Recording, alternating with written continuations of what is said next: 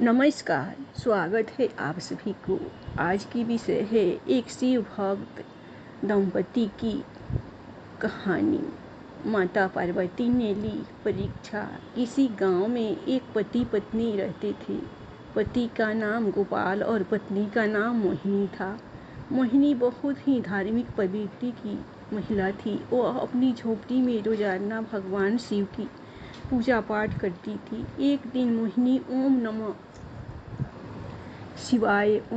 शिवाय मंत्र का जाप कर रही थी।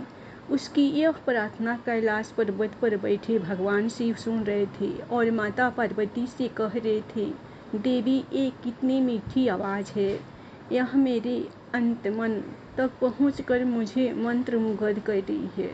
फिर माता पार्वती कहती है, आपने सही कहा है स्वामी। मोहिनी के इस जप से तो मैं भी मंत्रमुग्ध हो गई हूँ। भगवान शिव ने कहा, तुम्हें ज्ञात है देवी, उस झोपड़ी में मोहिनी और गोपाल रहते हैं जो कलयुग के कठिन समय में भी वे धर्म का अनुसरण करके आदर्श स्थापित करेंगे जो उन्हें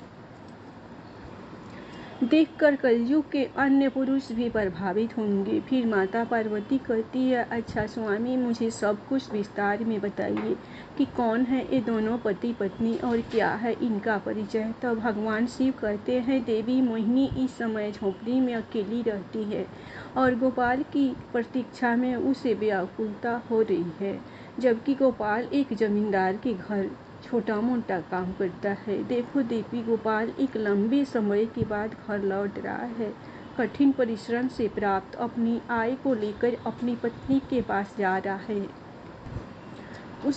उसे अपनी पत्नी उतनी ही प्रिय है जितनी कि तुम हमें प्रिय हो। फिर माता पार्वती कहती है, मैं देख रही हूँ स्वामी कि आप उनकी बहुत प्रशंसा कर रहे हैं, परंतु मैं एक बात सोच रही थी कि वे पैसों के बिना कैसे अपना जीवन व्यतीत कर रहे हैं। फिर माता पार्वती कहती है, स्वामी आपकी आज्ञा हो तो मैं उनकी परीक्षा लेना चाहती हूँ। आप मुझे आज्ञा दीजिए। भगवान शिव ने कहा, ठीक है देवी, जैसा तुम चाहती हो वैसा ही होगा। तुम उनकी परीक्षा ले सकती हो कि उनका भरोसा मुझ पर अटल है या नहीं।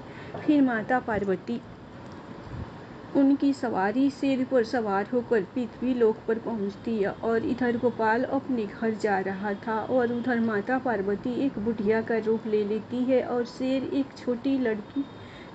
छोटी लड़की का रूप ले लेता है। और गोपाल जमींदार के घर से निकलने से पहले एक चिट्ठी अपनी पत्नी मोहिनी को लिख देता है और उसमें लिखा होता है, मोहिनी, जब तक यह चिट्ठी तुम्हारे हाथों में होगी तब तक मैं आधे रास्ते तक पहुंच जाऊंगा। यहाँ सब कुछ ठीक चल रहा है। जमींदार जी मेरे काम से बहुत खुश है। उन्होंने एक खास चीज़ उपहार के तौर पर दी है। मैं तुम्हें घर पर आकर उसके बारे में बताऊंगा। मुझे सिर्फ उपहार ही नहीं मिला है बल्कि एक बड़ा पद भी मिला है। अब तुम जल्दी ही देखना, अब ये हमारी गरीबी जल्दी ही दूर हो जाएगी। तुम्हारी बहुत याद आ रही है और ख़ास करके तुम्हारे हाथ के बने आलू के पराठे की। मैं जल्द ही घर लौट रहा हूँ, तुम अपना ख्याल रखना। तुम्हारा गोपाल। चिट्ठी पढ़ते पढ़ते मोहिनी की आंखों से आंसू आ जाते हैं और कहती है, आखिर बहुत दिनों के बाद में वे घर लौट रहे हैं। आज उनके लिए उनकी पसंद का खाना बनाती हूँ और घर के अंदर जाकर एक बड़े से डिब्बे का ढक्कन खुलती है तो वह डिब्बा एकदम से खाली होता है। तो वह कहती है, ऊपर वाले, इसमें तो कुछ भी नहीं है। अच्छा कोई बात नहीं, उनके आने के बाद ही कुछ करती हूँ। उधर गोपाल बैलगाड़ी में बैठकर आ रहा था और सोच रहा था, पता नहीं मोहिनी को मेरी चिट्ठी मिली या नहीं। बहुत दिनों बाद घर लौट रहा हूँ, बहुत अच्छा लग रहा है। जमींदार जी ने मुझे सोने का सिक्का दिया है। उसे देखकर मोहिनी क्या कहेगी, क्या पता आज से हमारी गरीबी खत्म हो जाएगी। फिर गोपाल बैलगाड़ी वाले को कहता है, अरे ताऊ जल्दी कीजिए, मुझे घर जल्द से जल्द पहुंचना है। फिर बैलगाड़ी वाले ने कहा, बेटा चल ही तो रहा हूँ।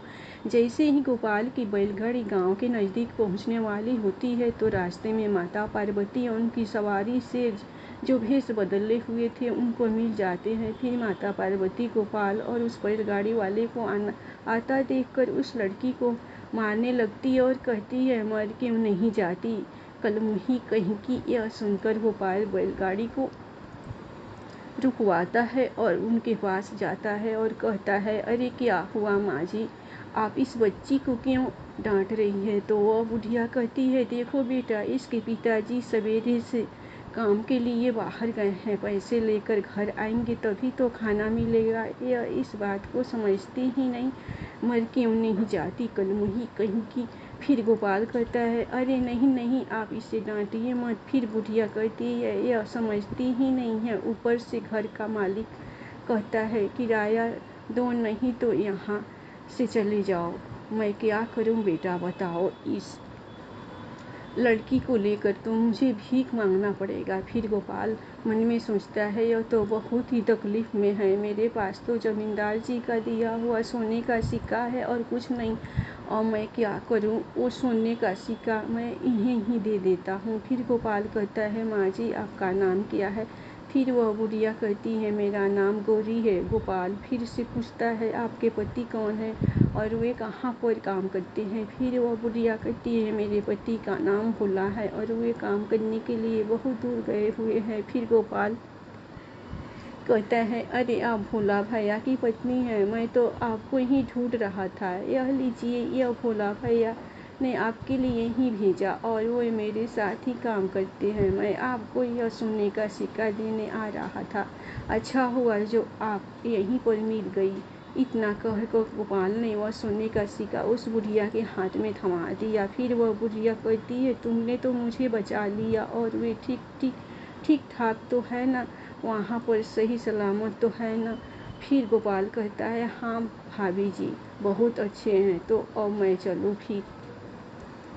बुढ़िया कहती है, मेरा आशीर्वाद तुम्हारे साथ है। फिर वह बुढ़िया और वो लड़की वहाँ से चली जाती है। उनके जाने के बाद गोपाल सोचता है कि मैंने तो मेरा सारा धन इन्हें दे दिया और मैं मोहिनी को क्या कहूँगा। इस धन से मेरे घर की हालत थोड़ी सुधर जाती। यह आपकी कैसी लीला है भगवान। फिर माता पार्वती कैलाश पर्वत पर पहुँच जाती है तो भगवान से कहती है, देवी, तुम्हारे बिना मुझे यह कैलाश पर्वत सुना सुना लगता है। फिर माता पार्वती अपने आसन पर विराजमान हो जाती है। फिर भगवान शिव माता पार्वती से पूछते हैं, कहिए देवी, जो कुछ मैंने कहा था क्या वह सत्य साबित हुआ कि नहीं? मैं तुम्हारी प्रतिक्रिया जानता चाहता हूँ। फिर माता पार्वती कहती है, स्वामी, आपने सही कहा था। गोपाल निर्भीक भी है और बहुत दयालु भी। देखिए, उसे जो पुरस्कार मिला या उसने भी मुझे दे दिया, सारे पैसे दान कर दिए। यही तो मेरी प्राप्ति है। उसने एक बार के लिए भी संकोच नहीं किया। वे लोग कितने गरीब हैं, इस सोने के सिक्के से उनकी गरीबी दूर हो सकती थी, फिर भी वो नहीं सोचा। भगवान से कहते हैं, तुम सत्य कहती हो देवी। अभी भी उस दंपति के मन में दुख और व्यवस्था अवश्य है। माता पार्वती पूछती है, स्वामी, आप ऐसा क्यों कह रहे हैं? अभी भी उनके मन में दुख है, वो तो परीक्षा में उत्तीर्ण हुआ है। फिर ऐसा क्यों है? भगवान श्री कहते हैं, जानती हो देवी, उन दोनों का मन स्वर्ण का है। उनको जितना तपाएंगे उनकी मनुष्यता उतनी ही निखर कर सामने आएगी और पवित्र हो जाएंगे ये दोनों दंपति। किंतु इस बार उनकी परीक्षा में स्वयं लूँगा। यदि वे मेरे द्वारा ली हुई परीक्षा में उत्तीर्ण हो जाते हैं, असत्य के संसार में सदा सदा के लिए सत्यता की स्थापना हो जाएगी। उधर गोपाल को घर पहुंचने में थोड़ी देर हो जाती है तो उसकी पत्नी अपने घर में बने मंदिर में हाथ जोड़कर प्रार्थना करती है, हे भोलेनाथ, बस वे अच्छी तरह से घर लौट आए, मैं इतना ही चाहती हूँ, उनका ख्याल रखना। तभी घर के बाहर से आवाज़ आती है, मोहिनी मोहिनी, दरवाज़ा खोलो, मैं आ गया हूँ। फिर मोहिनी कहती है, ऊपर वाले, सचमुच आप हमारे सहायक है। बस मैं आपसे प्रार्थना कर ही रही थी और आपने उन्हें सही सलामत घर पर भेज दिया। फिर वह दरवाज़ा खुलती है और कहती है, आ गए, आप अंदर आइए। फिर गोपाल घर के अंदर आता है और कहता है, क्या हुआ, तुम तो बहुत दुबली हो गई हो। फिर मोहिनी कहती है, आपने चिट्ठी में लिखा था ना कि आपकी तरक्की हुई है और जमींदार जी ने आपको उपहार भी दिया है। अब आप मुझे बहुत सारा खाना खिलाएंगे और फिर से मैं मोटी हो जाऊंगी। यह कहकर वह हंसने लगती है। फिर मोहिनी कहती है, क्या हुआ, आप चुपचाप और उदास हो गए हैं? गोपाल कहता है, अब मैं तुम्हें क्या बताऊं, मैं सब कुछ लेकर घर आ रहा था, लेकिन गांव के बाहर एक बुढ़िया और एक छोटी सी लड़की मिल गई। उनकी हालत हमारे से कई गुना ज़्यादा खराब थी, इसलिए वो उपहार और सारे पैसे मैंने उनको दे दिया। मोहिनी ने कहा, इसमें उदास होने की क्या बात है। गोपाल ने कहा, मैं इतना गरीब हूँ कि मैं तुम्हें 2 वक्त का खाना भी नहीं खिला सकता।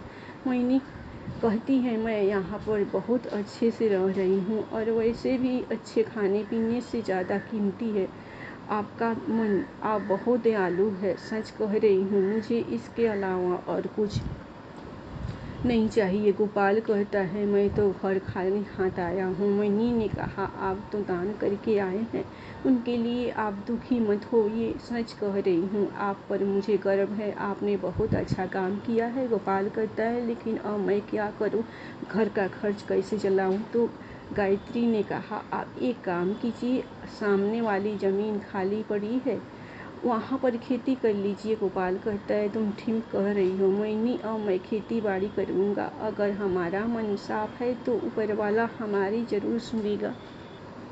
मोहिनी कहती है, चलो आज खाने का बंदोबस्त हो जाएगा, मैं पड़ोसन से लेकर आई हूँ, आप बिल्कुल चिंता मत कीजिए। फिर अगले दिन गोपाल सामने ज़मीन को फावड़े से खोदने लगता है और उस ज़मीन को खोदकर खेती योग्य बना देता है और उसमें गेहूं की खेती करता है और गेहूं की फसल अच्छे से उग जाती है और बड़ी भी हो जाती है। बस अब उसमें धान आने वाला होता है। यह देखकर गोपाल और उसकी पत्नी बहुत खुश होते हैं और मोहिनी कहती है, आप देखिए अब सब कुछ ठीक हो जाएगा। सभी अचानक एक दिन मूसलाधार बारिश आती है और उसके साथ जोरदार तूफान भी आता है। फिर गोपाल और उसकी पत्नी उठकर अपने घर से बाहर निकलकर अपनी फसल को देखने जाते हैं तो पीछे से उनकी झोंपड़ी भी उड़ जाती है और देखते ही देखते बाढ़ जैसी स्थिति उत्पन्न हो जाती है। उनका पूरा खेत पानी में डूब जाता है और घर भी डूब जाता है। उनके घर के मंदिर में रखा हुआ कलश बहकर बाहर आता है तो उसकी पत्नी उसे उठाकर रोने लगती है। फिर अगली सुबह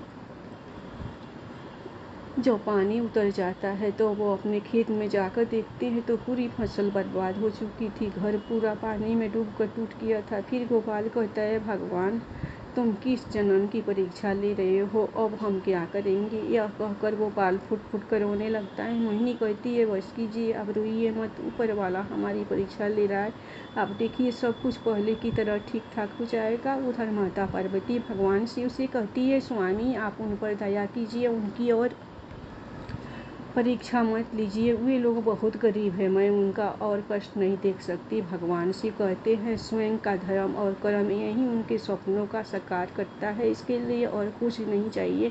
बात को समझो देवी, चारों तरफ अंधकार छाया हुआ है, इस अंधकार की भूख से ही सूरज का उदय होता है। इस दंपति के हाथों से ही सत्य की स्थापना होगी और सत्य की सदैव विजय रहता है और असत्य पराजित होता है। वे दोनों सत्य के प्रतिनिधि हैं। और इधर गोपाल और उसकी पत्नी एक शिव मंदिर के बाहर बैठ जाते हैं और गोपाल अपने मन में कहता है, हे भोलेनाथ, क्या पाप किया था मैंने जो आप हमें इतने कष्ट दे रहे हैं। मैं मोहिनी को और गरीबी में नहीं देख सकता हूँ। हे भोलेनाथ, मेरी प्रार्थना सुन लो। तभी मंदिर के दूसरे छोर पर भगवान शिव प्रकट होकर एक बड़े आदमी का रूप लेकर आते हैं और गोपाल के सामने से गुजरते हैं और उसके सामने एक सोने के सिक्कों से भरी थैली गिराकर आगे बढ़ जाते हैं। फिर गोपाल आवाज़ लगाता है, अरे बाबा सुनिए, यह आपकी थैली यहाँ गिर गई। फिर भी वो बूढ़े बाबा नहीं सुनते हैं तो गोपाल उठकर उनके पीछे जाता है और उन्हें कहता है, अरे बाबा सुनिए, आपकी थैली गिर गई है। फिर वह बूढ़े बाबा कहते हैं, बहुत उपकार किया है भाई, तुमने मेरे जीवन भर की कमाई इस थैली में रखी हुई थी, इसे लौटाकर तुमने मुझ पर बहुत बड़ा एहसान किया, वरना ऐसे मैं कौन लौटाता है। गोपाल कहता है, नहीं नहीं, दूसरे का सामान लौटाना तो मनुष्य का कर्तव्य है। फिर बूढ़े बाबा कहते हैं, तुम बहुत ही सच्चे इंसान हो, वरना इस दुनिया में बस झूठे लोग ही व्याप्त है, उन सब के बीच तुम बहुत बड़ा उदाहरण बनोगे। बेटा, तुम्हें देखकर लगता है कि तुम बहुत गरीबी में जी रहे हो, फिर भी तुम्हारे मन में लोभ लालच नहीं आया, यह बहुत बड़ी बात है। देखना, इस सत्य का फल तुम्हें अवश्य मिलेगा, यह मेरा आशीर्वाद है। अब मैं चलता हूँ। फिर गोपाल और उसकी पत्नी अपनी टूटी हुई झोपड़ी में वापस चले जाते हैं। रात के समय मोहिनी गोपाल को एक गिलास पानी देती है और कहती है, ये लीजिए, आज भी पानी पीकर ही सोना पड़ेगा, ऐसे तो बुखार आ जाएगा, ऊपर से घर की छत भी नहीं है। फिर गोपाल रोते हुए कहता है, हे भोलेनाथ, मुझे माफ़ कर दो, मैं और नहीं सह सकता। ये गरीबी है, मेरे अंदर सहन शक्ति नहीं रही प्रभु। तभी उनके घर के बाहर जोरदार प्रकाश प्रकट होता है। गोपाल और उसकी पत्नी घर के बाहर जाते हैं तो देखते हैं वो वहीं बुढ़िया और बच्ची और बूढ़े बाबा तीनों एक साथ दिखाई देते हैं और थोड़ी ही देर में वे तीनों भगवान शिव, माता पार्वती और शेर के रूप में परिवर्तित हो जाते हैं। गोपाल कहता है, मोहिनी, कहीं मैं सपना तो नहीं देख रहा हूँ? भगवान शिव और माता पार्वती साक्षात तुम्हारे सामने खड़े हैं। फिर मोहिनी कहती है, यह सपना नहीं है, हकीकत है। देखिए, भगवान शिव हमारे बुलावे पर आ गए हैं। फिर दोनों पति पत्नी कहते हैं, भगवान शिव, माता पार्वती की जय हो। इतना कहकर वे दोनों उनके चरणों में गिर पड़े। माता पार्वती कहती है, तुम्हारा इतना साफ मन देखकर हम प्रसन्न हो गए हैं। ये जो हमने तुम्हारे पैसे लिए थे, तुम्हारी परीक्षा थी। तुम्हारा मन इतना साफ है कि सृष्टि के सारे लोग तुम्हें हमेशा याद रखेंगे। भगवान शिव कहते हैं, मैं तुम्हें वरदान देता हूँ कि आज के बाद तुम्हें कभी दरिद्रता का सामना नहीं करना पड़ेगा। तुम सदैव सुखी रहोगे और आज के बाद से तुम जीवन में हमेशा उन्नति करते रहोगे। फिर गोपाल कहता है, आपकी कृपा दृष्टि हमेशा हम पर बनी रहे। जिंदगी में जितनी भी मुश्किलें आए, हम सब सदैव केवल सही राह पर ही चले, ऐसा आशीर्वाद हमें दीजिएगा प्रभु। भगवान शिव और माता पार्वती ने कहा, तथा अस्तु, और यह कहकर वे अंतर्धान हो गए। अब गोपाल और उसकी पत्नी दोनों वापस घर में जाते हैं तो देखते हैं वे दोनों थैलियाँ उनके घर में पड़ी हुई थी। एक थैली तो वो थी जो गोपाल को जमींदार ने दी थी और दूसरी थैली वो थी जो उस बूढ़े बाबा की सोने के सिक्कों से भरी हुई थी। अब उस धन से वे दोनों पति पत्नी हंसी खुशी रहने लगे। उस धन से उनकी सारी गरीबी दूर हो गई। वीडियो अगर पसंद आए हो तो वीडियो को लाइक और हमारे धार्मिक ज्ञान चैनल को सब्सक्राइब जरूर करें। धन्यवाद। प्रेम से बोलिए हर हर महादेव, जय शिव शंकर।